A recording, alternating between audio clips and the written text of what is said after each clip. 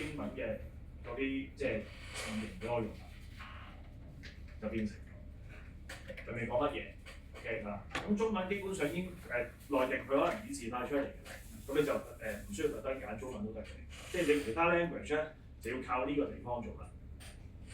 清楚？OK 好啦，嗱呢度就係俾大家明白到嗰個文字嗰個格式嘅修改啦。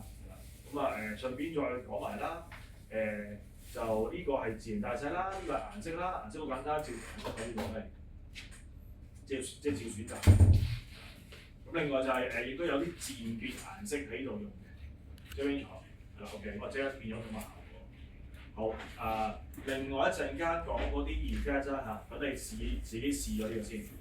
我哋做任何嘢做得唔好唔緊要，有 undo 㗎呢度，得唔得？咁可以再重新再嚟過嘅，好唔 OK？好嗱，咁啊俾大家自己試下改變個字形嗰啲嘢。